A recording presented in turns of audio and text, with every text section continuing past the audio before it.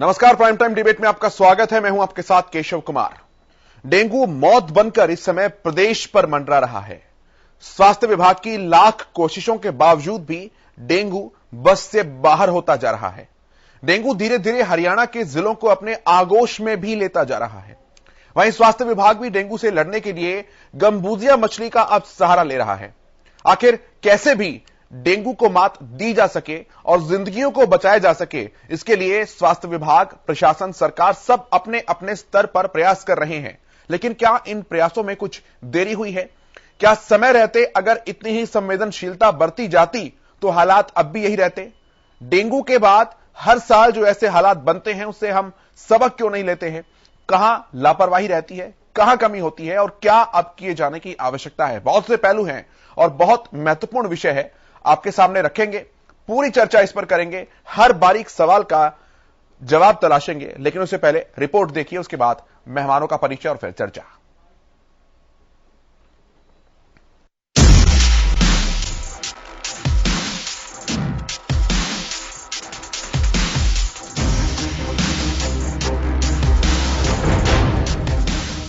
हिसार, पानीपत, फरीदाबाद, सिरसा, हर तरफ डेंगू ने कोहराम मचा रखा है। प्रदेश में मरीजों की संख्या में बहुत ही तेजी से बढ़ोतरी हो रही है। इसके चलते प्रदेश का स्वास्थ्य विभाग चिंतन करने में लगा है कि किस तरह डेंगू पर काबू पाया जा सके। स्वास्थ्य विभाग लगातार टीमों के जरिए डेंगू के खात्मे के लिए फॉगिंग कर रहा है। जगह जगह लार्वा पर वार किया जा रहा है, फिर भी डेंगू का जोर कम नहीं हो रहा। हार थक कर स्वास्थ्य विभाग गंबूजिया मछली के सहारे डेंगू से लड़ाई जीतने की राह देख रहा है। दरअसल गंबूजिया मछली साफ पानी में रहने वाली मछली है जो डेंगू मच्छर के लार्वे को खा जाती है। ये मछली आकार में अन्य मछलियों की अपेक्षा काफी छोटी होती है। ये मछलियां मच्छर जनित रोगों से बचाव में अहम भूमिका निभाती हैं। का है ना, जो मच्छर है उसका लार्वा खाती है, क्योंकि जैसे लार्वा ही सिमट जाएगा तो फिर मच्छर बन ही नहीं पाएगा ना। इसका मेन पर्पज यही है बस। इस मछली का नाम क्या, कहाँ से इसका ये गंबूजिया बोलते हैं इसको। और हम जैसे दाएं बाएं से, करनाल से, वहां चलिए, अगर हमारे पास खत्म हो जाते तो दाएं बाएं से मंगवा लेते हैं। कोशिश यही रहती है कि हम यहाँ रखते हैं अपने पास। कैसे काम करती है ये? सर सिर्फ इस लार्वा ही खाना होता है और तो कुछ खाते नहीं। अगर अदरवाइज कुछ और डाल लेंगे तो वो बिल्कुल नहीं खाएगी। स्पेशल ये डेंगू का मच्छर ही स्पेशल डेंगू का, और इसका साइज भी नहीं बढ़ता, बस छोटा ही साइज रहता है। तो कोई हमारे जो पोंड है सारे हमने फिलअप करवा रहे हैं। इस टाइम कितने शहर में सारी मछलियां डाली होती है? शहर में तो पोंड है ही नहीं कोई। जो फील्ड में हमारे पोंड है करीब 242 के करीब हैं, जो उनमें सभी में हमने जो डलवा दी 82 के करीब। जिले में अब तक 684 डेंगू के मामले सामने आ चुके हैं। इसमें शहर से 521 और ग्रामीण क्षेत्रों से 163 डेंगू के मामले सामने आए हैं। वहीं डेंगू से एक मरीज की मौत भी हुई। ऐसी स्थिति पूरे हरियाणा प्रदेश की है, जहां लाख कोशिशों के बावजूद प्रशासन और स्वास्थ्य विभाग मिलकर अब तक डेंगू के डंक पर काबू नहीं कर पाए हैं। में कोई भी डेंगू सस्पेक्टेड केस आता है, उसका हम एक टेस्ट करते हैं, एलाइजा टेस्ट होता है जिसे NS1 बोलते हैं, दैट इज कंफर्मेटरी टेस्ट। और प्राइवेट में यूजली क्योंकि टाइम भी कम कंज्यूम होता है उसमें, और क्योंकि NS1 में ज्यादा लगता है, कार्ड टेस्ट के बेसिस पे सस्पेक्टेड केस के हिसाब से ट्रीटमेंट शुरू कर देते हैं। उसका भी रीजन ये है कर देने का कि ट्रीटमेंट टाइम पे शुरू हो जाए। और अगर कोई वायरल फीवर भी है, अदरवाइज अगर डेंगू नहीं है, उसकी और दोनों की ट्रीटमेंट भी सेम है। ट्रीटमेंट इज सेम, लेकिन दिक्कत यह है कि हम डेंगू की तरफ क्यों कंसंट्रेट करते हैं कि डेंगू के अंदर कॉम्प्लिकेशन होने के चांसेस होते हैं, इंटरनल ब्लीडिंग या एक्सटर्नल ब्लीडिंग, जिससे कि डेथ तक हो सकती है।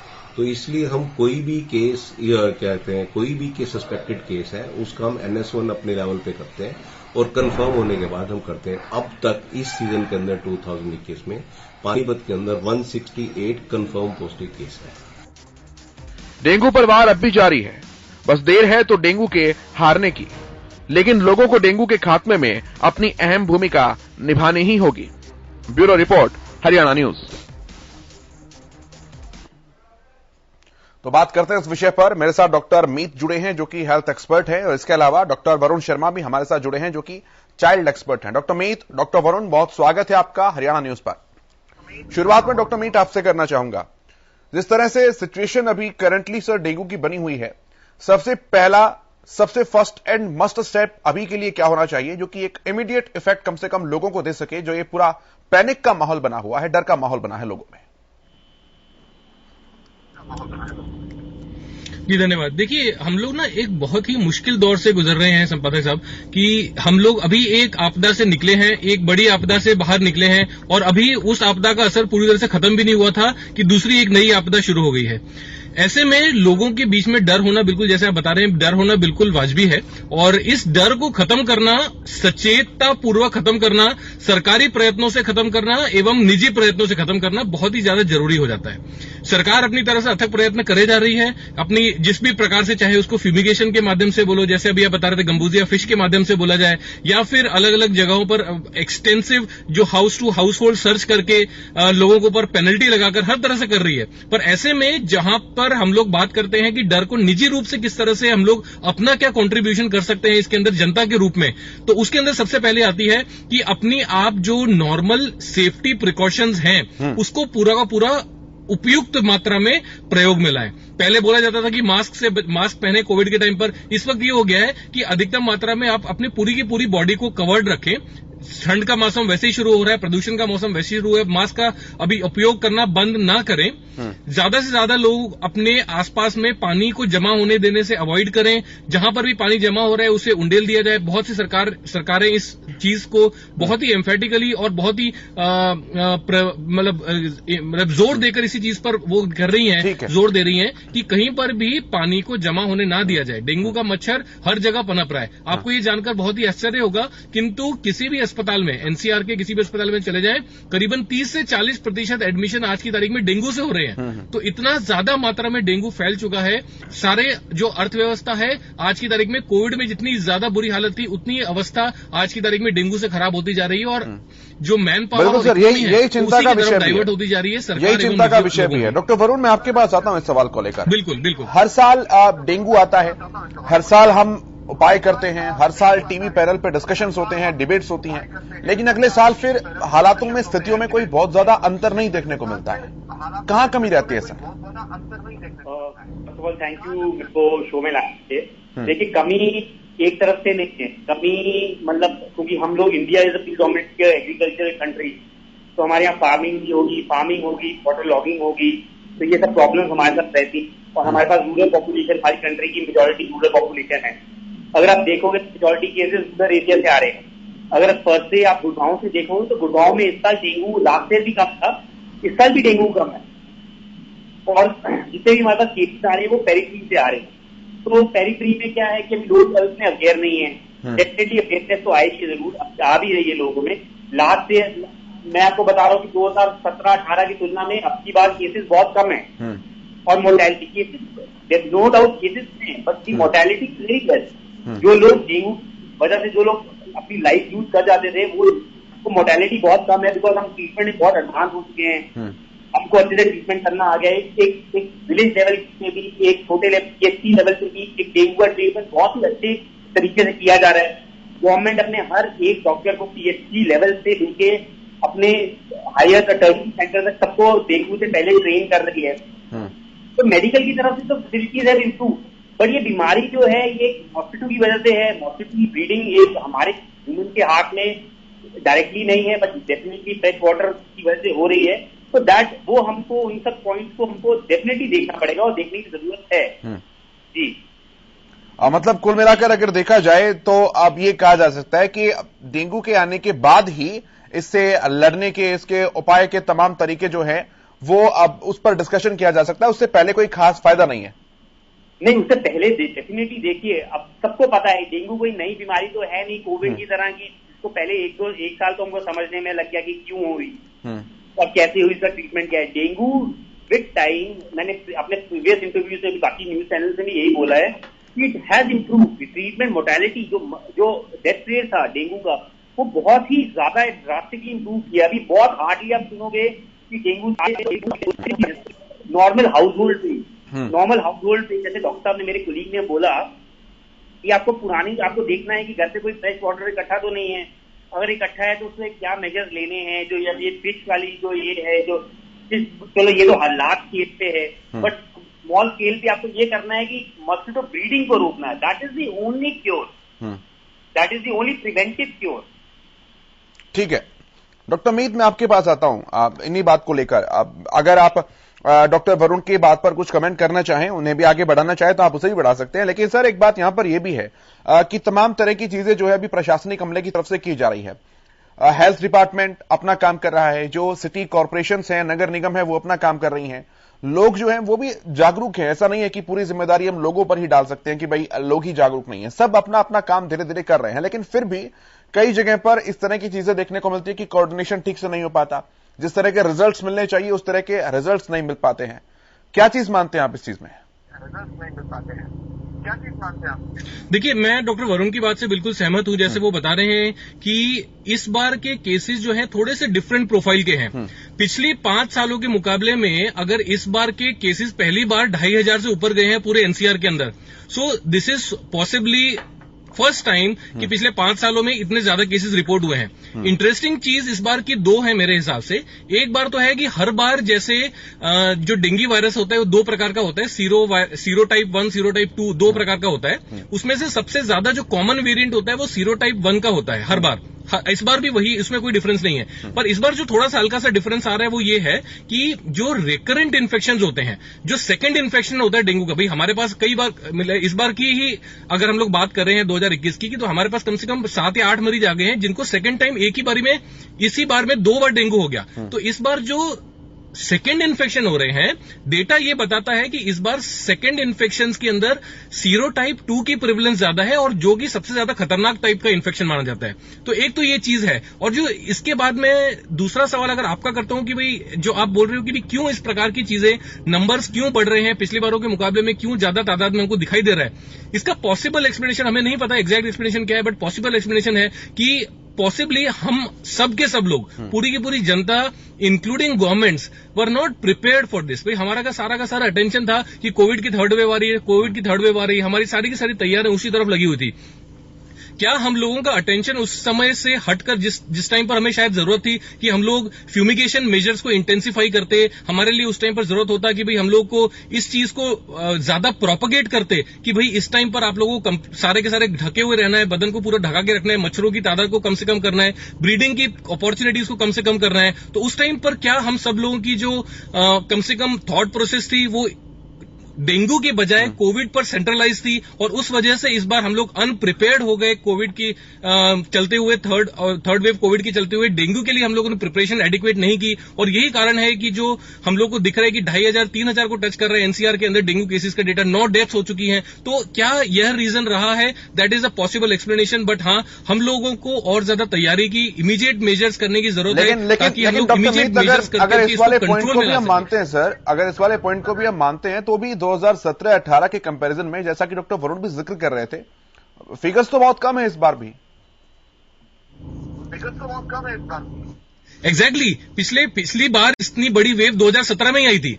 2017 से लेकर अभी तक की वेव्स में जो है घटौती हुई है, पर पिछली 5 सालों में इस बार की सबसे बड़ी पहली वेव है ये। इससे बड़ी, इतनी बड़ी वेव इससे पहले 2017 में आई थी। तो इसका मतलब है पिछले 5 सालों में गवर्नमेंट्स और जो जनता ने प्रयत्न किए थे डेंगू को कंट्रोल करने के लिए, क्योंकि उनका फोकस था, तो इस वजह से वो इतनी अच्छी कंट्रोल हो पाई थी। पर क्या इस बार ऐसा हुआ कि जिस वजह से पिछले 5 सालों में नंबर्स बढ़े हैं, इसका कारण क्या है? तो उसके लिए पॉसिबल एक्सप्लेनेशन है कि हम लोग कोविड की तैयारी हमने बहुत अच्छे से कर ली, थर्ड वेव को हो सकता है हमने बचाने में किसी हद तक कामयाब हो पाए अभी तक, पर डेंगू हमारे हाथ से कम इस बार निकलता हुआ दिख रहा है।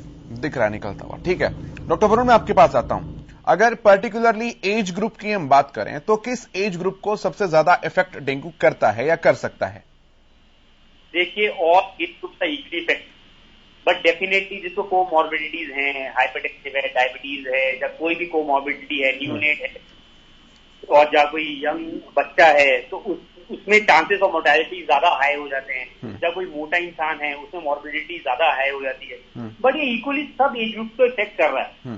और रही बात, मुझे एक चीज मुझे आपके न्यूज चैनल के माध्यम से जाननी थी, ये डेटा कौन देता है आपको कि भाई 2500 या 3000 लोग इफेक्ट हुए हैं? मतलब मेरे को पर्सनली ये जानना है कि हेल्थ डिपार्टमेंट देता है सर। हेल्थ डिपार्टमेंट ऑफिशियली जो है अपनी प्रेस रिलीजेस करता है, या अपने ऑफिशियल जो भी उनके अब एक चैनल उन्होंने प्रॉपर बनाया हुआ है इंफॉर्मेशन देने का, उसके माध्यम से जानकारी मिलती है, चाहे वो सीएमओज हो या सीएमओ जो होते हैं ना, उनके पास से डेटा निकल के आता है। तो जहां तक देखिए, क्योंकि हर साल unreported cases are 5 times more than reported क्या हो रहा है कि जैसे साल ब साल लोग अवेयर हो रहे हैं, बीमारियों को बीमारियों के प्रति ज्यादा अंडरस्टैंडिंग हो रही है। हर बीमारी को एक नॉर्मल इंसान भी एक नॉर्मल बीमारी को जानता है अच्छे से। आज से 5 साल पहले लोग जानते नहीं थे कि बीमारी क्या है, तो इस वजह से भी रिपोर्ट भी ज्यादा हो रहे हैं। बट आप देखें कि पुराने टाइम से लेके अभी तक के लिए मुझे लग रहा है कि ये definitely cases of drop, but फिर भी डेंगू उतना ही हो रहा है जितना पहले हो रहा था। बट केसेस मोर्टेलिटी जैसे जो वो मॉर्बिडिटीज हैं वो बहुत कम हुई है। जी ठीक है सर।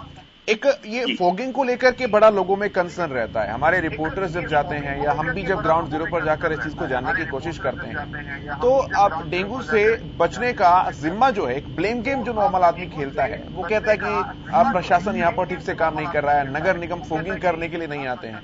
तो ये फॉगिंग को लेकर एक तरह से जो बात कही जाती है कि फॉगिंग इज जस्ट लाइक ये उपचार है एक तरह से डेंगू का, इससे डेंगू का मच्छर मर जाता है। ऑब्वियसली मर जाता है, इसलिए की जा रही है, लेकिन इसका एक लॉन्ग टर्म इफेक्ट भी होता है या केवल किया और आधे घंटा, 1 घंटा, 2 घंटा, या फिर इसका दायरा कितना ज्यादा है, क्योंकि हर जगह तो वो जो उसका केमिकल है या जो गैसियस फॉर्म में है वो नहीं पहुंच पाता है। डॉक्टर मीत, क्या एक कारगर उपाय मानते हैं आप इसे, फॉगिंग को? सर देखिए, इसके अंदर सर देखिए, हमारे पास ना जानकारी जो वैज्ञानिक रूप से जानकारी है उसके हिसाब से मैं आपको जो यदि बताऊं कि हमारे पास डेंगू की रोकथाम के लिए और इस महामारी को कंट्रोल में रखने के लिए कितनी चीजें हैं। हम लोग अभी जैसे डॉक्टर वरुण और हम लोग बात कर रहे थे कि पिछले 5 सालों के अंदर जो हमारा डेंगू कंट्रोल में रहा है वो क्यों कंट्रोल में रहा है। वो लोगों ने जरूर अपनी तरफ से एहतियात बरती है, किंतु प्रशासन ने भी उतना ही सहयोग दिया है। जो intensive fogging measures, anti fogging मतलब फॉगिंग कर करके एंटी मस्कीटो मेजर्स यूज करे गए हैं, they have proven effective. Now you are asking, भाई आपका जो स्पेसिफिक सवाल है कि डीडीटी और इस प्रकार के जो पदार्थ इसके अंदर यूज होते हैं, जो मस्कीटोज को मारने के लिए पदार्थ यूज होते हैं, उनका चलो उन्हें मच्छरों को तो मार दिया, पर क्या ह्यूमन बॉडी पर वो टॉक्सिक प्रहार करते हैं? क्या उनका कोई टॉक्सिक इफेक्ट होता है? शॉर्ट टर्म में नहीं, क्योंकि इसके अंदर जो मात्रा केमिकल्स की यूज की जाती है वो बहुत ही छोटी मात्रा होती है, और ज्यादातर इसमें से मात्रा जो होती है इन प्रकार के हार्मफुल केमिकल्स की, वो इनहेलेशन के बाद यूरिनरी एवं फीकल रूट से एक्सक्रीट हो जाती है। किंतु यदि आपको ये भी इसके साथ साथ में ये हमको समझना पड़ेगा, किसी भी ड्रग या टॉक्सिन का ओवर एक्सपोजर हार्मफुल होता है, और ये हम लोगों ने सदियों से जाना है।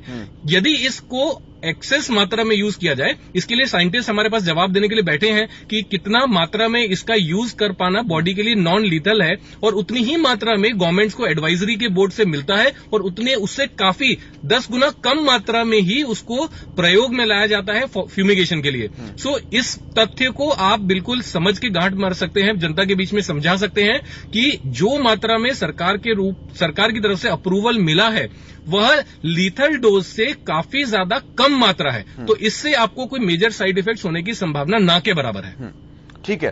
डॉक्टर वरुण, मैं आपसे भी इस बात को लेकर जानना चाहूंगा, क्या ये फॉगिंग जो है ये एक एफिशिएंट तरीका कहा जा सकता है डेंगू के मच्छर को खत्म करने का, या फिर ऐसा है कि आज फॉगिंग की तो आज के लिए टल गया, लेकिन क्या गारंटी देती है फॉगिंग इस बात की कि उस पर्टिकुलर प्लेस पर अब डेंगू का मच्छर जो है वो दोबारा से ब्रीड नहीं कर सकता है?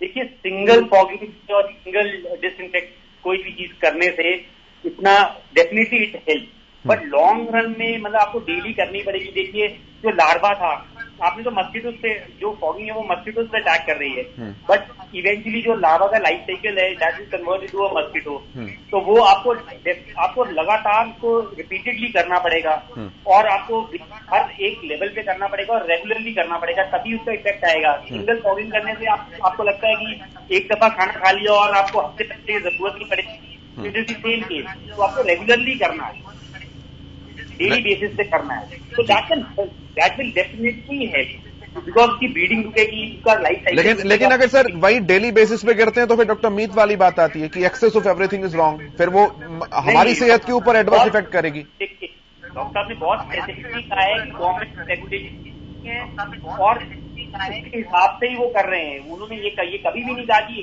बहुत ज्यादा, उन्होंने क्लियर कट अपनी स्टेटमेंट में यही बोला है कि आप वो गवर्नमेंट ने डिफाइन किया हुआ है, जो हजार्डस जो वैल्यू है उसकी, वो तो वो कर ही नहीं रहे ना, उसकी फॉगिंग तो कर ही नहीं रहे हैं वो। बिल्कुल ठीक है, वो बहुत ही मिनिमम लेवल पे, बहुत मिनिमम क्वांटिटी पे उससे जो उसकी जो कंसंट्रेशन है वो बहुत मिनिमम क्वांटिटी पे रहती है, which is very minimally hazardous to people. And it is less hazardous than losing someone's life. कोई मर रहा है और अच्छा आप ये छोड़िए, दिल्ली गुड़गांव में रहना उससे ज्यादा hazardous है। आप देखिए पोल्यूशन लेवल है, अभी सब लोग बोल रहे डेंगू जाएगा, डेंगू बोल रहे हैं क्योंकि उनको लग रहा है इतना पोल्यूशन है। तो स्काई रॉकेट जी बिल्कुल ऐसा है। डॉक्टर मीत, मैं आपके पास आता हूं एक सवाल को लेकर के। वो बातें पहले कही जाती थी कि जिस तरह से घर में नॉर्मल मच्छर होता है जो, वो अब ऑल आउट से कोई खास फर्क पड़ता नहीं है उसके ऊपर, या इस तरह की जब हम और भी चीजें इस्तेमाल करते हैं तो क्या वो अडेप्ट कर लेता है मच्छर इस तरह की पॉइजनस चीजों को लेकर, या उन्हें भगाने के लिए जो चीजें इस्तेमाल की जाती हैं? और क्या ये केस फिर डेंगू के एडीज मच्छर के ऊपर भी अप्लाई हो जाता है कि वो भी जो ये फॉगिंग करते हैं या इस तरह के केमिकल्स का हम इस्तेमाल करते हैं तो वो अपने हिसाब से उन चीजों के अकॉर्डिंग खुद को एडेप्ट कर लेता है, एडजस्ट कर लेता है?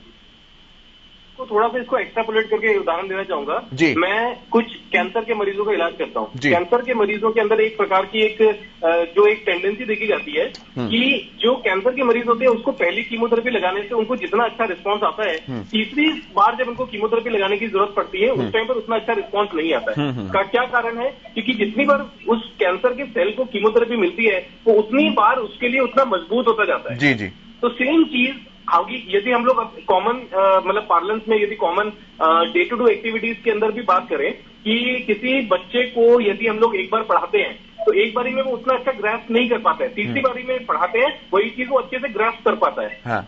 सेम जो उदाहरण है ये सारी की सारी चीजें डेंगू पर भी अप्लाई होते हैं, डेंगू के मच्छर पे भी अप्लाई होती हैं, सारी इस पर अप्लाई होती है कि हम लोगों ने एक स्पेसिफिक डोज के अंदर उसको एक एंटीडोट दिया, उसको मारने के लिए एक दवाई दी, पर जो हर एक जनरेशन होती है चाहे वो मस्कीटो की चाहे होती है, चाहे वो मस्कीटो की हो, चाहे ह्यूमंस की हो, चाहे किसी भी चीज की हो, वो एक स्मार्टर लेवल की ही आती है। तो नेक्स्ट जनरेशन जो आएगी उसके अंदर किसी न किसी तरह का एनवायरमेंटल म्यूटेशन बोल लो, उसका मतलब केमिकल चेंजेस बोल लो, उसके अंदर जो भी हम उसको नाम दे दें, बट उसके अंदर रेजिस्टेंस पावर उसकी डेवलप हो ही जाती है टू सर्टन एक्सटेंट। अब नेक्स्ट टाइम जब हम यूज करेंगे तो हो सकता है हमको उससे थोड़ा सा ज्यादा स्ट्रॉन्गर यूज करना पड़े, उसी केमिकल्स को उसको ज्यादा स्ट्रॉन्गर डोज में यूज करना पड़े, या फिर हो सकता है हमको ऑल टुगेदर केमिकल ही चेंज करना पड़े। तो इसलिए आपने जो इवोल्यूशन देखा है केमिकल्स का भी, पहले हम लोग जो डिफरेंट केमिकल्स यूज करते थे, डीडीटी से यूज करते हुए आज की तारीख में हम लोग डायथ्रोल जो यूज करते हैं, इनके अंदर प्रोग्रेसिवली चेंजेस एंड मॉडिफिकेशन हुए हैं। इसका रीजन ही यही है अल्टीमेटली कि टाइम के साथ मस्कीटोज अडेप्ट करते हैं। इनिशियली जो ट्रायल किए जाते हैं वो डोज को इंक्रीज करने का ट्राई किया जाता है, उनको जो पॉइजन का डोज है उनके लिए इंक्रीज किया जाए ओवर टाइम। जब वो डोज एक पर्टिकुलर लिमिट तक पहुंच जाता है जिसके बाद ह्यूमंस को इसका साइड इफेक्ट्स होने की संभावना बढ़ती है, जैसे हम बात कर रहे थे, तो हमको मॉलिक्यूल चेंज करना पड़ता है, drug molecule, drug moiety, chemical को चेंज करना पड़ता है। सो जो आपने बोला वो बिल्कुल सही है और उसमें कोई दो राय नहीं है। इसका एक तरीके से कहेंगे फिर अल्टरनेट क्या है? सर आज की तारीख में जो मस्कीटोज हैं कम से कम वो इसको रिस्पॉन्ड कर रहे हैं। एग्जैक्टली जो डेटा है इसका मेरे ख्याल से जो फील्ड में साइंटिस्ट हमारे काम कर रहे हैं, जो कलीग्स हमारे फील्ड में काम कर रहे हैं, वो लोग इसके बारे में ज्यादा आपको तथ्य बता पाएंगे। किंतु जो डेटा हमारे पास आता है, जो हम लोग डिस्कशन करते हैं वेरियस ग्रुप्स पर, उसके हिसाब से जो भी केमिकल्स हमारे पास आज की तारीख में अवेलेबल हैं, दे आर इन दो जो उनकी टॉक्सिक लेवल्स है पीपीएम्स के की एक्सप्रेशन लेवल्स यूनिट्स में ह्यूमंस के लिए they are very minimal and they are quite effective for killing the dengue mosquitoes, Aedes mosquitoes. ठीक है डॉक्टर वरुण, मैं आपके पास आता हूं। एक पैनिक भी फैक्टर है कि बीमारी तो मारती ही है, लेकिन बीमारी का डर जो है वो और भी ज्यादा मारता है, फिजिकली भी और साइकोलॉजिकली, मेंटली भी। तो जब देखिए बचाव करने हैं, तमाम तरह की चीजें हैं, लेकिन अगर कोई बीमार हो ही जाता है, किसी को डेंगू हो ही जाता है, तो फिर उसके लिए क्या डूज एंड डोंट्स होंगे और एक साइकोलॉजिकल फैक्टर किस तरह से काम करता है, आपसे समझना चाहूंगा। देखिए पहले तो डेंगू के स्टेजेस हैं, आप समझिए। पहले तो एक टॉर्चरस फ्लू है, डेंगू है, फिर एक क्रिटिकल स्टेज है और फिर इसकी रिकवरी स्टेज और ऑब्लिक और शॉक स्टेज है। तो हमारी कंट्री में अगर मैं आपके चैनल के थ्रू मतलब मैं पब्लिक को ये बताना चाहूंगा, हमारी पब्लिक क्या करती है, हमारे यहाँ पे डेंगू सीजन में कीवी, बकरी का दूध, पपीते के पत्ते, मतलब आप जो चीज इमेजिन नहीं कर सकते जिसके कोई मतलब और फिर टैबलेट। आप सोचो कि हमारी कंट्री की मतलब सिस्टम कैसा है कि पपीते के पत्ते की टैबलेट मार्केट में बिक रही है और मतलब लोग ले रहे हैं। जब तक ये चीजें बंद नहीं होंगी तो आप हेल्थ सिस्टम को ब्लेम नहीं कर सकते हो। ऊपर भी बहुत लोग बैठे हैं, तो ये सब चीजें आपको पब्लिक को इतना एजुकेट करना है कि भाई गाय का बकरी का दूध, ये पपीते के पत्ते खाने के बजाय एक अच्छे डॉक्टर के पास जाओ, अपना बेसिक चेकअप करवाओ। और आप जब भी आप लैंड अप करते हो, प्रॉब्लम कहाँ आती है, क्या होता है जब लोगों को पता लग जाता है कि भैया डेंगू हो रहा है, उसके बाद क्या करते हैं लोग, अच्छा अरे पपीते के पत्ते खा लो, कीवी खा लो, बकरी का दूध पी लो। और तब तक क्या होता है कि पेशेंट एकदम ही क्रिटिकल स्टेज में चले जाता है। जब वो क्रिटिकल स्टेज में जाता है तो फिर वो हॉस्पिटल पहुंचता है। जब वो हॉस्पिटल पहुंचता है तो उसमें क्या होता है कि वो डॉक्टर खराब था, हमारे पेशेंट मैनेज नहीं कर पाया, वो एडमिनिस्ट्रेशन खराब थी, ये नहीं कर पाया। भाई आप बेसिक अपना मतलब आपको जो बेसिक चीजें मना कर रहा है, सालों साल से मना की जा रही है, कितने सालों से मना की जा रही है खाने के, बकरी का दूध नहीं, पपीते के पत्ते नहीं लेते, सब तो ले रहे हैं। तो ये सब चीजों को आप पहले रोको, और बाकी ब्रीडिंग उसकी डेफिनेटली रुकेगी, बट आपको सही से इलाज तो लो। मैं पहले ही बोला कि मोर्टेलिटी जो पहले लोग मरते थे वो बहुत कम हो गया है, बट डेंगू कम नहीं हुआ, उसकी डेथ कम हो गई है। डेथ कम हो गई है तो डेंगू कम रिपोर्ट हो रहा है। तो ये सब आपको बेसिकली प्रिकॉशंस तो आपको लेने ही पड़ेंगे, और definitely you have to visit a good health centre जहाँ पे वो डॉक्टर डिसाइड की क्या करना है क्या नहीं करना है। जी, अब एक तरह से एलोपैथ वर्सेस आयुर्वेद, इस तरह से ये चीजें there are no, I would not like to compare between two systems of medicine, both systems are efficient enough, but Ayurveda भी कहाँ कह रहे हैं। देखिए ये कोई dengue is a self resolving problem, ये 10 दिन में ठीक होनी है। अब आपको सपोर्टिव, अगर डेंगू एलोपैथी ठीक होती तो आज हमारे पास मेडिसिन होती, आयुर्वेदिक से ट्रीट होती तो आयुर्वेदिक उनके पास आयुर्वेदिक वालों के पास मेडिसिन होती। बिल्कुल, लेकिन सर एक सवाल मैं यहां पर करना चाहूंगा। जब कोरोना का पूरा फेजेस लोगों ने देखा है तो उसमें जो ये होम रेमेडीज है इस तरह की इम्यूनिटी को बढ़ाने के लेकर, चाहे वो गिलोय हो चाहे अलग अलग तरह के काढ़े हों, उन्होंने काम तो किया है सर इम्यूनिटी को लेकर। तो कहीं ना कहीं अगर एलोपैथ भी कोई ट्रीटमेंट दे रहा है तो अल्टीमेटली वो इम्यूनिटी बूस्टअप ही है, इम्यूनिटी को मेंटेन करने के लिए दे रहा है। ये भी सवाल है लोगों का।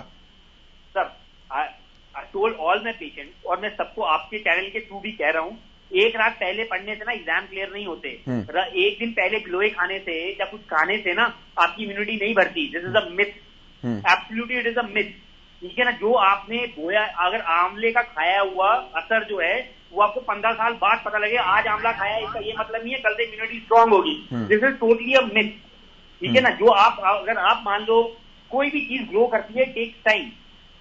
रोम was not build in a day, immunity will not be build in a day. अगर इम्यूनिटी एक दिन में बिल्डअप होनी होती तब तो क्या है, तब तो आप मतलब तब तो ऐसे, दिस इज ऑल मिथ। ये आप ये देखिए, ये गलत, ये लोगों में गलत परसेप्शन है। डॉक्टर मीत भी इससे एग्री करेंगे। एक दिन में इम्यूनिटी कैसे बन जाएगी, इतने सालों से जो नहीं बनी। मतलब 5 दिन लोगों ने गिलोय खाए और कोविड ठीक हो गया। कोविड भी सेल्फ रिजॉल्विंग थी। देखिए आपकी बॉडी एक डिजीज को ट्रीट करती है खुद से खुद, डॉक्टर खाली सपोर्ट करते हैं। जब तक डेफिनेटिव ट्रीटमेंट नहीं है, डेंगू में डेफिनेटिव ट्रीटमेंट आएगा, definitely it is going to come. I am not saying it is not going to come. Dengue की वैक्सीन बहुत रिसर्च में है और मुझे लग रहा है it is just matter of time कि डेंगू की vaccine will be out in the market और उससे एक्टिविटी बहुत अच्छी रहेगी। देखिए कोविड की वैक्सीन के बाद डेफिनेटली कोविड हैज डिक्लाइन, और अभी कोविड बहुत कम हो गए हैं, केसेस बहुत कम रिपोर्ट हो रहे हैं। बट आप होम रेमेडी से बोलोगे कि कोई ठीक हो रहा है तो I will not agree to this. मैं तो नहीं करूंगा, बाकी आपको नहीं सर, मैं मेरी पर्सनल राय नहीं है। मैं तो सवाल पूछ रहा हूँ, जो हमारे पास क्वेश्चंस आते हैं बहुत सारे, इसलिए मैं आपसे क्वेश्चन कर रहा हूँ। ठीक है, मैं डॉक्टर मीत के पास आता हूँ इसी क्वेश्चन को लेकर। जी सर, डॉक्टर मीत। हाँ जी, मैं ना डॉक्टर वरुण की बात से काफी हद तक बिल्कुल सहमत करता हूं, क्योंकि आज की तारीख में हमारे देश में एक ही समस्या है कि हम लोग निश्चिंत हो जाते हैं। हमारे हाथ में यदि कोई हथियार आ जाता है तो हम लोग पूरी तरह से निश्चिंत हो जाते हैं। जो डॉक्टर वरुण और हम लोग शायद एक ही माध्यम से, आपके माध्यम से एक ही चीज कहना चाहते हैं, वो यही कहना चाहते हैं कि यदि आपके हाथ में आयुर्वेदिक का हथियार है तो उसके भरोसे पर आप निश्चिंत होकर ना बैठ जाएं। भाई पता चला कि आपके प्लेटलेट काउंट 1,50,000, 30,000, 10,000 आ गए, अब तो गिलोय खाते रहे, हो सकता है उससे फायदा हो रहा हो। उसके अगर गिलोय नहीं खाते तो हो सकता था वो मतलब 5,000 से जीरो हो जाते, अब 2,000 हो जाते, 5,000 हो जाते। किंतु गिलोय खाने की वजह से हो सकता है थोड़ा सा फायदा हो रहा हो, पर क्या वो गिलोय जितना सपोर्ट कर पा रहे हैं प्लेटलेट को मेंटेन करने के लिए, क्या वो सफिशिएंट है? क्या उसी के माध्यम से आप पूरी डेंगू की लड़ाई लड़ सकते हैं? क्या उसके भरोसे पर हमें और किसी भी इलाज की जरूरत नहीं है? क्या उसके भरोसे पर हम लोग ये बोलते हैं कि भाई हमें और किसी जांच कराने की जरूरत नहीं है, हमें और कोई इलाज की जरूरत ही नहीं है और हमें एलोपैथी का सपोर्ट लेने की जरूरत नहीं है? उसके लिए मेरा और डॉक्टर वरुण का मेरे ख्याल से स्ट्रिक्ट मेरे ख्याल से हमें रिवोल्ट है। रीजन इतना सही है कि ज्यादातर हम लोग जो देखते हैं क्लिनिकल प्रैक्टिस के अंदर, हमारे पास काफी मरीज आते हैं कि जो इस प्रकार के उपचार करते हैं, उसमें हमें कोई संदेह नहीं है, उसमें किसी भी चीज का ऑब्जेक्शन नहीं है। किंतु प्रॉब्लम तब आती है कि जो इस प्रकार के मरीज खराब अवस्था में आते हैं, डिहाइड्रेशन में आते हैं, पूरी बॉडी में पानी सूख चुका होता है, प्लेटलेट कम होने की वजह से ब्लीडिंग शुरू हो गई होती है। क्यों भाई? क्योंकि हम लोग इस तरह का इलाज देसी उपचार कर रहे थे। देसी उपचार में खराबी नहीं है, किंतु आपको ये पता होना चाहिए कि आपके देसी उपचार से एलोपैथिक उपचार पर या बाकी अपनी ट्रीटमेंट को एस्केलेशन कब करना है। मेरे ख्याल से डॉक्टर वरुण भी यही चीज चाह रहे थे। और इसके अंदर में जो दो तीन चीजें आपके माध्यम से जरूरी चीजें जो पब्लिक तक पहुंचाना चाहता हूं, उसमें से पहली चीज ये है कि डेंगू को आपको समझना है कि डेंगू से आपको किस तरह की आपको तकलीफें हो सकती हैं, कब आपको सचेत होना है और क्या आपने एक्शन लेने हैं। मेरे ख्याल से आप भी वही चीज कन्वे करना चाहते हैं अपने ऑडियंसेस को, और हम लोग भी हमारे डॉक्टर होने के नाते पेशेंट्स तक यही जरूरी मैसेज पहुंचाना चाहते हैं। डेंगू का बुखार, आपको सपोज करो किसी व्यक्ति को आज पहला बुखार आया, कल या परसों में उसको डेंगू आईजीएम का टेस्टिंग कराना है, क्योंकि सबसे पहला टेस्ट जो पॉजिटिव आता है वो डेंगू आईजीएम का टेस्ट होता है। उसके 24 से 48 घंटे के बाद NS1 का टेस्ट पॉजिटिव आता है। इससे हमें सिर्फ इतना ही पता चलता है कि आपको डेंगू हुआ है। उससे हमारे ट्रीटमेंट में उससे वो कोई ट्रीटमेंट नहीं है, उससे खाली डिजीज कंफर्मेशन होता है कि डेंगू हुआ है। आज की तारीख में आपको विश्वास नहीं होगा, पहले बुखार आने पर किसी भी व्यक्ति का मेरे पास यदि फोन आता है कि डॉक्टर साहब मुझे बुखार हुआ है, मैं हो सकता है 4 महीने पहले तक बोल रहा था कि सबसे पहले आप कोविड का PCR कराओ, पर आज की तारीख में मैं बोलता हूं कि सबसे पहले आप डेंगू का टेस्ट कराओ। आपको जॉइंट पेन्स हो रहे हैं, नहीं हो रहे हैं, आपको हैवीनेस बॉडी में लग रही है, नहीं लग रही है, आपको कहीं पर ब्लीडिंग हो रही है, नहीं हो रही है, सबसे पहला टेस्ट आपने डेंगू कराना है, क्योंकि वो एक अर्ली विंडो होती है जब आप डेंगू को पकड़ करके आप उसको इनिशियली हिट करके कंट्रोल में ला सकते हो। पहली चीज हो गई कि आपको यदि आज बुखार आया तो अगले 2 से 3 दिन में आपने टेस्ट करवा के कंफर्म करना है डेंगू है या नहीं है। डेंगू का बुखार 5 दिन तक परसिस्ट करता है, 6ठे दिन से टूटना शुरू होता है और यूजुअली 7वें-8वें दिन तक बुखार टूट जाता है। या कुछ लोगों का यदि मैं सही मायने में कहूं तो 5वें से 8वें दिन में डेंगू का बुखार टूटता है। पर डेंगू का बुखार जब टूटता है उस टाइम पर किसी भी व्यक्ति को खुश नहीं होना है। कारण इसका यह है क्योंकि जब डेंगू का बुखार टूटता है उसी टाइम पर प्लेटलेट ज्यादा गिरने शुरू होते हैं। हम लोग बहुत से मरीजों में देख चुके हैं कि शुरुआत में प्लेटलेट काउंट 1.5 लाख से ऊपर रहता है, पर जैसे जैसे 4था, 5वां, 6ठा दिन आता है प्लेटलेट काउंट 1.5 लाख, 1 लाख, 70,000, 50,000, 30,000 तक 6ठे, 7वें, 8वें दिन पर जाकर के बिल्कुल लोएस्ट प्लेटलेट काउंट पर पहुंच जाता है। तो उसी टाइम पर ही प्लेटलेट काउंट डेली लेवल पर मॉनिटर करना डिपेंड करता है कि कितने रेट पर प्लेटलेट गिर रहे हैं, डेफिनेटली उस चीज पर मैटर करता है। पर जो मैक्सिमम सपोर्ट की जरूरत होती है वो उसी टाइम पर बुखार के टूटने के बाद होती है। दूसरी जो जरूरी चीज है कि डेंगू के मरीजों में 2 ही समस्याएं हो सकती है।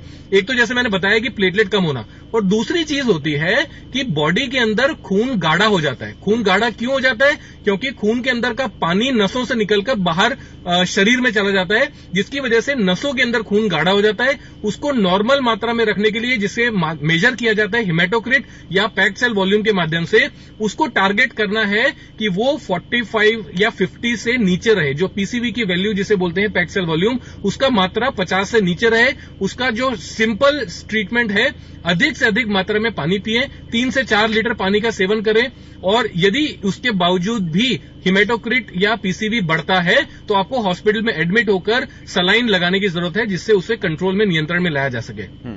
बुखार टूटना खुशी की बात नहीं है, उसके बाद आपको सावधानी ज्यादा बरतनी है। फोर्टिस हॉस्पिटल गुड़गांव की मैं यदि बात करूं, जैसे मैं पहले भी बता रहा था कि 30 से 40% हॉस्पिटल एडमिशन यहां पर आज की तारीख में भी डेंगू के हो रहे हैं, और हर रोज कम से कम 5 या 10 पेशेंट्स के फोन आते हैं कि डॉक्टर साहब फीवर हुआ है, क्या कर रहे हैं? उसमें से 2 या 3 मरीजों का डेंगू पॉजिटिव निकल रहा है। तो इतना ज्यादा पॉजिटिविटी रेट है, ध्यान दें, मेडिकली इसे समझें कि क्या चीजें जो है जो आपको बचा सकती हैं, क्या चीजें हैं जो आपको बीमार पड़ने से, डेंगू होने के बावजूद भी बीमार पड़ने से और हॉस्पिटल एडमिशन से बचा सकती हैं। जो मैंने बताया, बुखार टूटना खुशी की बात नहीं है, और दूसरी चीज है अधिक से अधिक लिक्विड्स का सेवन करना। ये 2 चीजें आपको जरूर ध्यान रखनी है। ठीक है डॉक्टर वरुण, मैं आपके पास आता हूं। एक प्लेटलेट्स को लेकर भी लोगों के मन में काफी वहमबाजी की चीजें होती हैं। अब तो खैर सरकार भी कह रही है कि जब तक 10,000 प्लेटलेट्स तक चीजें नहीं आ जाती हैं तो कोई बहुत ज्यादा घबराने वाली बात नहीं है। तो ये प्लेटलेट काउंट्स का क्या कुछ पूरा चक्कर रहता है? कहां जाकर चिंता की जरूरत करनी चाहिए? कहां तक स्थिति कंट्रोलेबल होती है? देखिए, सब लोग ना हमारी कंट्री में क्या है कि कोई भी बीमारी को पकड़ लो तो बस उसकी एक पर्टिकुलर चीज पकड़ते हैं। कोविड में पकड़ा तो सैचुरेशन सबने पकड़ ली, ठीक है। अब डेंगू में पकड़ तो प्लेटलेट काउंट पकड़ लिए। प्लेटलेट काउंट जैसे डॉक्टर मीत ने कहा कि मेरे अकॉर्डिंग प्लेटलेट काउंट से ज्यादा इंपॉर्टेंट आपकी ये पीटीवी वैल्यू है, हेमाटोक्रिट वैल्यू है, जो खून गाढ़ा हो जाता है। और प्लेटलेट काउंट डेफिनेटली अगर बच्चा है तो 20,000 से नीचे, 15,000 से नीचे, अगर उसको कोई वार्निंग साइंस नहीं है, अगर मान लो उसके साथ में उल्टी हो रही है और ऑर्गन फेलियर हो रहा है और उसको ब्लीडिंग हो रही है, कोई दांतों से ब्लीडिंग हो रही है, आपको कि इसको उल्टी में ब्लीडिंग, तो डेफिनेटली आपको फिर किसी भी 50,000 से भी नीचे आपको इलाज की जरूरत है। अगर वो बच्चा स्टेबल है, जैसे मैं बच्चों को डॉक्टर हूँ तो मैं बच्चों के बारे में ज्यादा बेटर बता पाऊंगा। अगर बच्चा स्टेबल है तो हम 15 से 20,000 तक के प्लेटलेट भेज सकते हैं। उससे नीचे के लिए हम लोग रिस्क नहीं लेना चाहते, क्योंकि बिकॉज हम कोई भी मोर्टेलिटी इतना एडवांस हो गया है, हमारे पास सब सुविधाएं हैं, तो डेफिनेटली हम नहीं चाहते। तो मेरे को सबको यही कहना है कि प्लेटलेट पे कम ध्यान दें, क्लिनिकल कंडीशन पे। आपको क्लिनिकली इंप्रूव करना है। बच्चे की भूख, अगर भूख वापस आ रही है, अगर बच्चे को हाथ हथेली में, पाँव में खुजली हो रही है, तो मतलब वो रिकवरी की तरफ है। मगर लोग देखते हैं ना, प्लेटें कितनी हैं, एक तो प्लेटलेट को प्लेट कहना बंद करिए, वो प्लेटें कितनी हैं, प्लेटें बड़ी की नहीं। हर एक पेशेंट को प्लेटलेट की आती है कि भाई प्लेट कितनी है, प्लेटलेट कितने हैं, और उसका ट्रीटमेंट लोगों ने, और आपको मैं बहुत ऑनेस्टली बता दूं कि लोगों को ना डॉक्टर पे विश्वास से ज्यादा टीवी, गिलोय और इन सब पे विश्वास हो गया है। तो ये सब चीजें हटा देंगे आपको, डेफिनेटली आराम आएगा आपको। जी ठीक है। डॉक्टर मीत, आजकल ये गंबूजिया फिश का भी इस्तेमाल करने की डॉक्टर वरुण की बातों में चलिए आप अपनी बात पूरी कीजिए पहले, फिर मैं अपने सवाल पर आता हूं।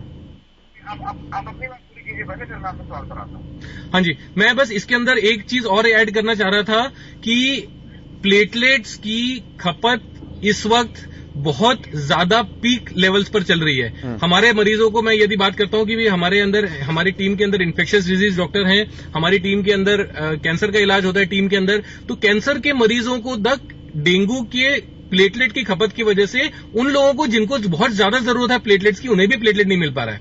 हमारे कई एनजीओ मित्र हैं जो कि हमें जरूरत के टाइम पर ब्लड और प्लेटलेट मुहैया करवाते हैं मरीजों के लिए। उनको यदि हम आज की तारीख में फोन करते हैं, उनके पास से जवाब आता है, डॉक्टर साहब हमारे पास प्लेटलेट नहीं है, उसके अलावा आप कोई भी ब्लड प्रोडक्ट मान लीजिए, किंतु हम लोग प्लेटलेट सप्लाई नहीं करा पा रहे हैं। प्लेटलेट्स की खपत इस टाइम पर कम से कम तो भी 7 से 8 गुना चल रही है, जो कि डेंगू से पहले थी। यही मेरा सवाल था, यही मेरा क्वेश्चन का एंगल था सर, यही मेरे क्वेश्चन का एंगल था जो मैं डॉक्टर वरुण से भी पूछना चाह रहा था, क्योंकि लोगों में ये एक तरीके से भ्रम फैलाया हुआ है इस चीज को लेकर के। जैसे वैक्सीनेशन के टाइम पे रेमडेसिविर की कमी हो गई थी, अब प्लेटलेट्स की कमी लोगों में देखी जा रही है, ब्लैक मार्केटिंग हो रही है बकायदा इन चीजों की। मैं आपके कहने के थ्रू सच्चाई है सर, बिल्कुल सच्चाई है वो। आता हूं डॉक्टर वरुण, मैं आता हूं आपके पास भी, मैं आपके पास भी आता हूं। डॉक्टर मीत, मैं आपके पास पे आता हूं। मैं बिल्कुल जो आप सवाल उठा रहे हैं सर, वो बिल्कुल भ्रम नहीं है, मैं उसको खारिज करना चाहता हूं। प्लेटलेट्स की एक्चुअल में कमी है। आप आज हमारे हॉस्पिटल में आ जाइए, फोर्टिस हॉस्पिटल गुड़गांव में, आप यदि आपके पास डोनर नहीं है तो आपको प्लेटलेट मिलना मुश्किल है। हम लोग अपने जो हमारा स्टाफ है, हॉस्पिटल का स्टाफ है, वो आगे आकर इस वक्त मरीजों की मदद कर रहा है। वो हर रोज एवरी डे बेसिस पर कम से कम 8 से 10 हॉस्पिटल का स्टाफ डोनेट कर रहा है प्लेटलेट्स। मरीज इतने ज्यादा हैं और डोनर्स इतने कम हैं कि हॉस्पिटल के स्टाफ को आगे आकर उनकी मदद के लिए आना पड़ रहा है। जितने एनजीओ हैं हम सबको रोप इन करने की कोशिश कर रहे हैं, जितने प्राइवेट ब्लड बैंक हैं उनको हम लोग टच करने की कोशिश कर रहे हैं, जितने कैंप्स ज्यादा से ज्यादा कर सकें हम लोग वो करने की कोशिश कर रहे हैं, ताकि जितनी जरूरत है, जितने लोगों को जरूरत है, जितने मरीजों को आज की तारीख में जरूरत है, उनकी हम लोग मदद कर सकें। मैं सर ऐसा नहीं कह रहा कि लोगों में इस चीज को लेकर के भ्रम है। एक तो नीडी हो, उस नीडी को प्लेटलेट्स की जरूरत हो, वो तो समझ में आता है, लेकिन कोई पहले से इस बात को स्टोर करके रखे भाई अपने को प्लेटलेट्स की जरूरत पड़ सकती है, तो वो फिर इस बिल्कुल सोचने वाली ये चीज जो है, ये आपने सवाल जो उठाया, ये मेरे ख्याल से बहुत जरूरी है। हमारे पास भी कई इस प्रकार के लोग आते हैं, मरीज आके बोलते हैं कि डॉक्टर साहब हमारा प्लेटलेट काउंट 40,000 है, हमारा 5 दिन पहले प्लेटलेट काउंट 1.5 लाख था, 5 दिन के बाद कल का हमारा प्लेटलेट काउंट 40,000 है, हमें प्लेटलेट चढ़वा दीजिए। हमारा सिंपल निवेदन उनसे यही है कि इस प्रकार के सवाल डॉक्टर के सामने ना रखें, डॉक्टर वरुण और हमारे डॉक्टर मीत के सामने ना रखें, क्योंकि हम लोगों को पता है कि आपको मैं सिंपल सा एक तथ्य देना चाहूंगा। इस बात का जवाब देने के लिए आपके माध्यम से आपके सभी श्रोताओं को यही एक तथ्य बताना चाहूंगा कि शरीर के अंदर, ह्यूमन बॉडी के अंदर जो ब्लीडिंग को कंट्रोल करने वाले पदार्थ होते हैं वो प्लेटलेट होते हैं। प्लेटलेट की कितनी मात्रा चाहिए होती है बॉडी के अंदर ब्लीडिंग को रोकने के लिए? मात्र 20,000 के यदि प्लेटलेट काउंट आपके शरीर में मौजूद है तो आपके शरीर में कहीं से भी ब्लीडिंग होगी इसकी संभावना ना के बराबर है। तो यदि आपके शरीर में आज की तारीख आज आपने सीबीसी का टेस्ट कराया, उसके अंदर प्लेटलेट काउंट आपके 40,000 आए हैं, तो इसका मतलब है कि 20,000 आपकी बॉडी को चाहिए, उसके बाकी के 20,000 प्लेटलेट को है, वो प्लेटलेट जो है वो आपकी बॉडी में सरप्लस है, ब्लीडिंग की आपके अंदर गुंजाइश ही नहीं है। तो ऐसे में इस प्रकार की निवेदन लेकर अपने डॉक्टर के पास प्लीज ना जाए कि प्लेटलेट काउंट 40,000 है, 50,000 है, मुझे प्लेटलेट चढ़ा दिए जाए। क्यों? क्योंकि आपके शरीर में वो जो जाएगा वो नुकसान करेगा, फायदा कुछ नहीं करेगा। बिल्कुल ठीक है। डॉक्टर वरुण, मैं आपके पास आता हूं, रखिए अपनी बात सर। करने से दूसरा जो जरूरी फायदा होगा वो ये होगा कि जो जरूरतमंद लोग हैं उनको प्लेटलेट्स मिल पाएंगे। हाँ, बिल्कुल। डॉक्टर वरुण जी। अच्छा, मैं ये कहना चाहता हूँ कि ट्राई सिटी जो क्योंकि आपका चैनल उसको भी कवर करता है, पंचकुला को जी, तो चंडीगढ़, मोहाली और पंचकुला में पिछले महीने की बात है कि मेडिकल डोनर प्लेटलेट्स हैं, कहीं पे भी अवेलेबल नहीं थे क्योंकि टैग ही अवेलेबल नहीं था। तो आप लगाइए हिसाब की, मतलब इसमें किसकी प्रॉब्लम है? मेरा एक अपना बहुत ही खास फ्रेंड एडमिट था और उसको प्लेटलेट चाहिए थे, जिसका प्लेटलेट काउंट बहुत गिर चुका था, तो इवेंचुअली हमको गुड़गांव से अरेंज कराना पड़ा था। तो आपको इसमें भी लोगों को देखना है कि भाई हमको सिस्टम अपना लॉजिस्टिक बहुत सही करने की जरूरत है। ठीक है सर। एक इसमें खाने पीने की भी चीजों की बातें आती हैं, मतलब जिस तरह से पोस्ट कोविड प्रिवेंशन था, इसी तरह से अगर पोस्ट डेंगू प्रिवेंशन की हम बात करते हैं डॉक्टर मीत, तो उसमें क्या कुछ चीजें की जानी चाहिए? सर, हेल्दी खाना खाइए, बाहर होटलों में जाना अवॉइड करिए, क्योंकि ज्यादातर होटल्स रेस्टोरेंट जो होते हैं अंडर लिट होते हैं in the need for projection of a good ambience, तो वो अंडर लिट होते हैं, वहां पर डेंगू के मच्छर होने की संभावना ज्यादा होती है। इससे बेटर है आप घर पे खाना बनाइए या घर पे खाना मंगवाइए और घर पे बैठ के खाइए। खाने में कोई ऐसी स्पेसिफिक चीज यदि आप मेरे से बुलवाना चाहते हैं कि भाई कोई ऐसी चीज खाइए जिससे डेंगू मर जाएगा या फिर प्लेटलेट अच्छे रहेंगे, ऐसी प्रैक्टिकली साइंटिफिकली प्रूवन नहीं है। बहुत से, जैसे डॉक्टर वरुण भी अभी बता रहे थे कि आयुर्वेदिक में कुछ चीजें ऐसी क्लेम की जाती हैं कि जिनसे प्लेटलेट काउंट रहते हैं। मेरा सिंपल सजेशन इन प्रकार के सवालों के लिए यही रहता है कि यदि आपको उनका टेस्ट पसंद है आप उनका सेवन कर सकते हैं, किंतु मेडिकली यदि आप वो बोलते हैं कि वो आपको फायदा पहुंचाएंगे, या इस चीज के लिए मैं सहमत नहीं हूं। हर एक चीज आप खा सकते हैं जो आपको पसंद है, कोई भी चीज ऐसी नहीं होती जो प्लेटलेट को घटाती है, बढ़ाती है। हाँ, पौष्टिक खाना और पौष्टिक आहार जरूरी है और मच्छरों से बचना जरूरी है। इतनी ही मेरी तरफ से सजेशन है। आजकल सर एक प्रशासन, सरकारें जो हैं गंबूजिया फिश का भी इस्तेमाल कर रही हैं, गंबूजिया मछली का इस्तेमाल कर रही हैं आप डेंगू के मच्छर को, डेंगू के लार्वे को खत्म करने के लिए। किस तरह से देखते हैं आप इस चीज को? क्योंकि ये बड़ा तरीके से कहें कि नया सा उपचार, नया सा उपाय है लोगों के लिए भी। सर, नया सा मैं नहीं बोलूंगा इसको, ये जो उपचार है करीबन 15-20 साल से चल रहा है। पहले शोध फेज में था और अभी पिछले कुछ सालों से इसको थोड़ा एक्सटेंसिवली यूज किया जाया जा रहा है। इसके बारे में मेरे ख्याल से जो हमारे फील्ड ऑफिसर्स हैं, जो साइंटिफिक फील्ड ऑफिसर्स हैं, वो ज्यादा बता पाएंगे, किंतु हमारी जो लिमिटेड जानकारी है इसके बारे में उतनी ही है कि गंबूजिया फिश जो है, हम लोग जो पीएसएम सब्जेक्ट्स में पढ़ते थे एमबीबीएस के दौरान में, तो उसके अंदर यही है कि वो लार्वा को खा के खत्म कर देती है। एक तरह से ब्रीडिंग जो होती है मस्कीटोज की, उसको कंट्रोल कर पाती है। अब उसकी लॉजिस्टिक इश्यूज क्या हैं, कितनी मात्रा में एक फिश चाहिए होती है, कितने लार्वा को वो खत्म कर सकती है, ये सारी की सारी डिटेल्स मेरे ख्याल से मैं नहीं बता सकता। अगर डॉक्टर वरुण इसके बारे में ज्यादा जानकारी दे पाए तो वो बेटर होगा, बट मैं इसके बारे में आपको ज्यादा डिटेल्स नहीं बता पाऊंगा। ठीक है डॉक्टर वरुण, मैं आपके पास आता हूं कुछ चीजों को लेकर के। अब एक तरीके से अब बच्चों को लेकर के भी लोगों में खासतौर पर अब बहुत चिंता वाली बातें होती हैं। हालांकि आपने कहा कि इम्यूनिटी पर अलग अलग एज ग्रुप्स पर डिपेंड करता है, लेकिन पेरेंट्स का जो मेन कंसर्न है वो बच्चों को लेकर के होता है, और बाउंडेशंस तो इतनी ज्यादा है कि बच्चों को इन दिनों सुबह शाम बाहर खेलने के लिए भी जो है वो अब आजकल पेरेंट्स अवॉइड कर रहे हैं। तो एक फिजिकल उनको काफी नुकसान भी इस चीज से हो रहा है। हालांकि ये एक तरीके से कहें कि अब बहुत लंबा नहीं है, बहुत कम समय के लिए है, लेकिन उसके बावजूद भी किस तरह से आप सजेस्ट करना चाहेंगे पेरेंट्स को भी और छोटे बच्चों को भी इस चीज के लिए? देखिए, अगर आप गुड़गांव की बात करते तो गुड़गांव में तो मुझे लगता है कि आधे साल तो बच्चों को अंदर ही रहना पड़ता है। पहले कोविड आ गया, फिर डेंगू आ गया, पोल्यूशन आ गया, तो मुझे बताओ 6 महीने तो एक बच्चे के वैसे ही निकल गए। ठीक है, बाकी बचे 6 महीने, उसमें बच्चा बेचारा क्या करेगा? तो एक नॉर्मल ग्रोथ के लिए the child has to come out of the house and has to play.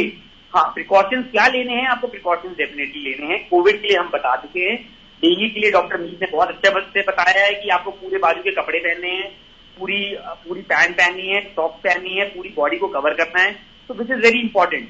इसके अलावा मुझे नहीं लग रहा कि आप एक बच्चे को 6 महीने के लिए घर के अंदर रखोगे, क्योंकि अभी देखिए हर 2 महीने में कोई ना कोई तो प्रॉब्लम रह ही रही है ना, सब नहीं रही है। अब पिछले 6 महीने से तो मैं आपके चैनल के थ्रू ही देख रहा हूँ, पहले कोविड रहा, बच्चे घर के अंदर रहे, अब डेंगू आ गया, बच्चे घर के अंदर रहे, अभी पोल्यूशन आ गया। पोल्यूशन इन सब चीजों से ज्यादा डेडली है। It is affecting a mark number of people. Dengue में अगर 2,500 केस रिपोर्ट हुए हैं आपके अकॉर्डिंग, तो पोल्यूशन में तो आप देखेंगे, और 5 साल में आप देखिए कि कितने केसेस रिपोर्ट होंगे एस्थमा के, ब्रोंकाइटिस के और बाकी लंग डिजीजेस के। तो आई थिंक थोड़ा सा मास्क वगैरह पहनिए और अपने पूरी बात के कपड़े पहनिए, वेरी इम्पोर्टेंट के लिए जरूर। मतलब I think physical activity is very necessary for a child development. Yes, ठीक है। डॉक्टर स्वाति माहेश्वरी भी हमारे साथ जुड़ी हैं, हेल्थ एक्सपर्ट है। डॉक्टर स्वाति, बहुत स्वागत आपका। हालांकि बिल्कुल एंड मोमेंट पर ही आप जुड़ी हैं, लेकिन पूरा डेंगू से लेकर कंसर्न हमने बहुत बारीकी से हर पहलू पर बात की है। आप क्या कुछ देख रही हैं मैम, जो प्रेजेंट सिनेरियो अभी चल रहा है डेंगू की फिगर्स को लेकर?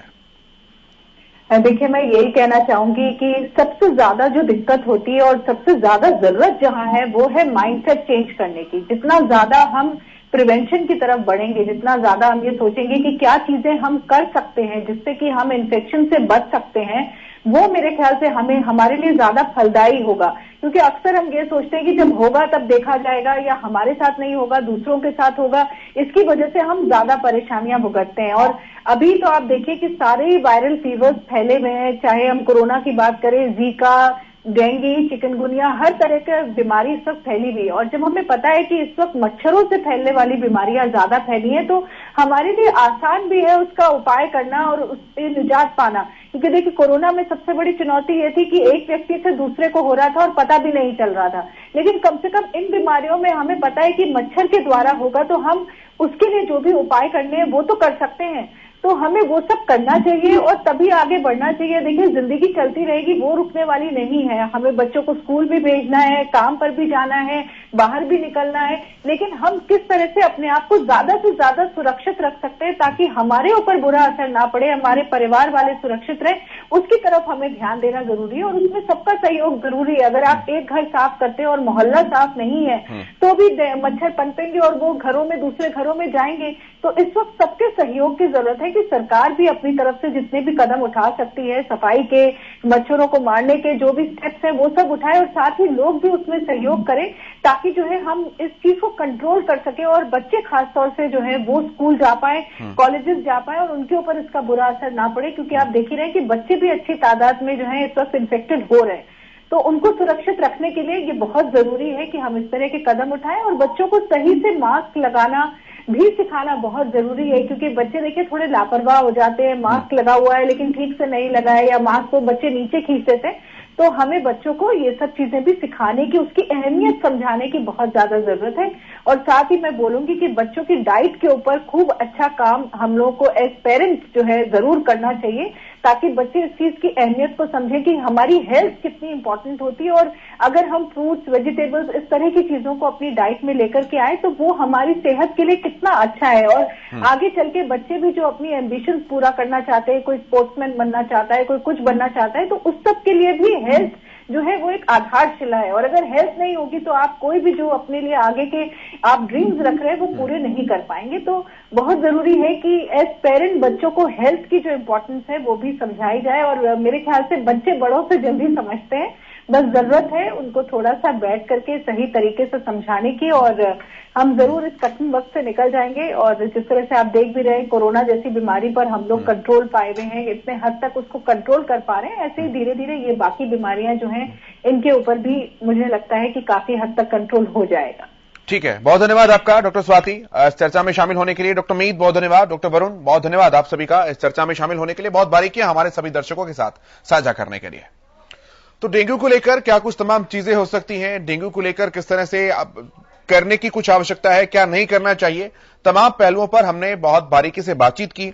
आपने चीजों को देखा, समझा, परखा और जाना भी कि किस तरह की चीजें करनी चाहिए और किस तरह की चीजें नहीं करनी चाहिए। इस कार्यक्रम में इतना ही, लेकिन खबरों का सफर लगातार जारी है।